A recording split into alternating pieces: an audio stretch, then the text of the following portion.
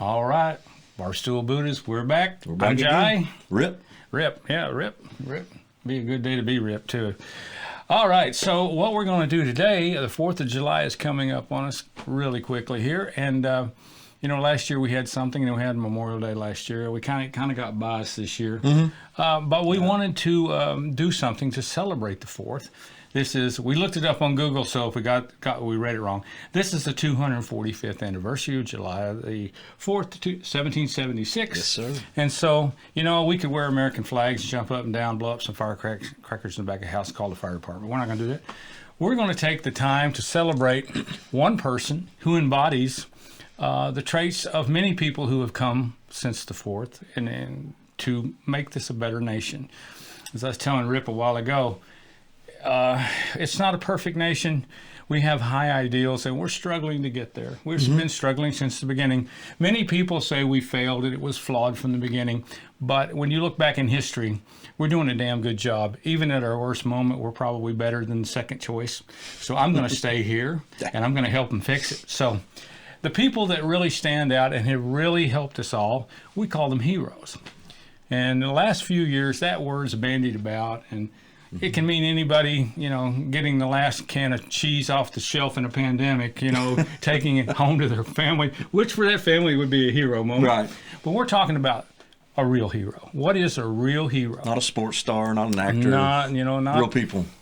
So we're going to read this definition we found on the net. We don't claim to have written it, but everybody uses the same one, so we're all going to get copyright infringement. There we go. So One for all. I'm going to read it because I'm literate. I'm proud of it. A hero is a person of distinguished courage or ability, admired for their brave deeds and noble qualities. A person who, in the opinion of others, has heroic qualities or has performed a heroic act and is regarded as a model or an ideal. So you think about that you can think about heroes people you hold in high esteem, and they're your heroes. But there are people who go out on the battlefield and they do things, they get themselves killed for other people. You generally think of them as a hero, right, or a firefighter, all the paramedics, all these people in the pandemic even, right, they were heroes. The medical staff were heroes, and they were heroes. But there are heroes who are making heroes. Yeah. And this person we're going to talk about today is such a person. Served in the military.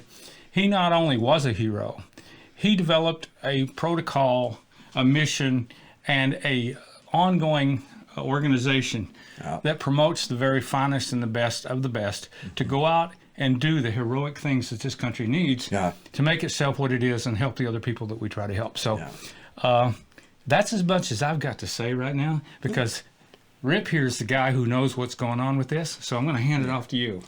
Thanks, Jai. The General Carl Stiner just recently passed here in East Tennessee. I believe it was June 2nd, and he'd been in the military for 35 years. He was the son of a poor farmer in La Follette and got an education, went through ROTC, was commissioned as an officer, and served 35 years in the military. A lot of his action was within special operations, special forces, but what he really became was an innovator in special operation techniques and coordinating the different special forces groups. We're not just talking about special forces, but we're talking about special operations groups, Navy SEALs, Delta Force, the airborne units, the Rangers.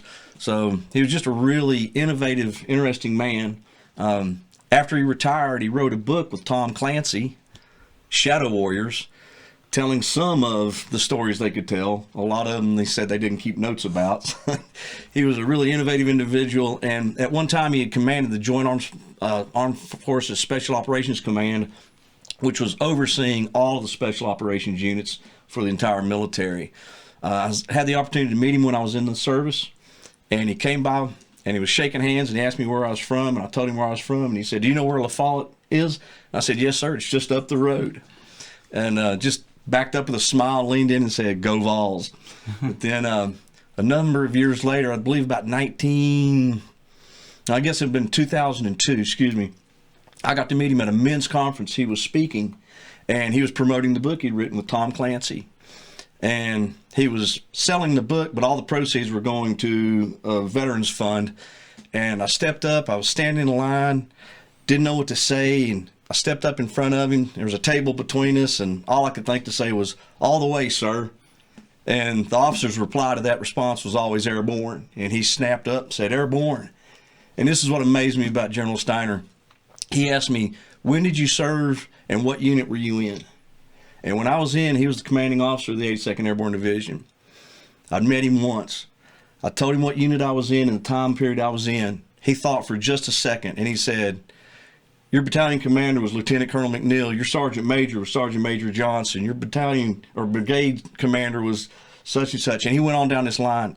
And I got to thinking about that. This man was in the military for 35 years. He would have dealt with thousands and thousands of officers and NCOs. And for him to have that kind of idyllic memory to remember each person that he served with. And we just can't say enough about him. He passed just recently. He had a number of many family and friends up in La Follette. There was a huge turnout for his memorial service. And like Josh said, there are people that walk among us that are heroes, and some of us, we don't ever know about them. There's things they do, we don't know what they've done.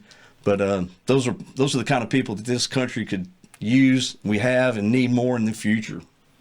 That's kind of all I really got to say about General Stiner. He was just a fine man. He wanted to be remembered as a country boy that did try to always do the right thing.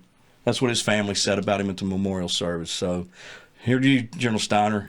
All the way, sir. Oh, that's a good story. And, you know, there are a lot of people today out in the field doing things that we'll never know about. Right. If you read any number of Tom Clancy's books, he puts it in such a way that it's fiction, but he draws from real life. Exactly. And, you know, you can't say that it's a true account of a lot of things that are going on, but the people that are out there doing it every day, there are people that die every day for this country that you never hear about them. You never know their names. And even sometimes their families don't really know what they were doing. Yeah. And I know there's some people in the society who don't like secrets. But some of the secrets keep us very safe. And so, you know, anyone you know, as far as how this comes down to us on this holiday, anyone you know who serves in any capacity, anybody else, they could be considered a hero. Absolutely. And should be. Absolutely. Because, you know, if they don't do what they're doing, you probably don't have the life that you think you would have without them. You know, things would kind of come apart at the seams. And even right now, if you turn on your TV, and because it's the 4th, we're not going to go through all the stuff that's going on and make it political, so we're not going to do that. But even today, when it might look the darkest it's ever done, there's a change going on, and change goes on all the time. If you stagnate, you kind of fall away. Ask anybody who claims to still be in the Roman Empire. They got fat, dumb, and lazy, and the people gave up on themselves, and the people came out of Germany and took them over, and they're still running Europe today, so be careful. But really, seriously, take a moment on the 4th. Whether you've got political issues with the way the country's run, or who did this or who didn't get this, whatever, the possibility for change and improvement exists because of people like General Stiner and the programs that he's put in place. Now, I realize somebody's going to listen, they're anti-this and anti-that. You have the right to stand on television or in the street and say you're anti-this, anti-that, and speak your mind because of people like General Stiner. So, you know, if you can't be kind on any other day to the American flag and the American way, try to do it on July 4th. You know, see what it feels like. You might even like it. So if you know someone who's an ambulance driver, paramedic, cop, firefighter, EMT, nurse, doctor, any of your children are in the military, say hey on that day and say thank you. Yeah. So that's all I got for this week. It's just short and sweet. We'll get political next week. We promise. Freedom. Have a good 4th.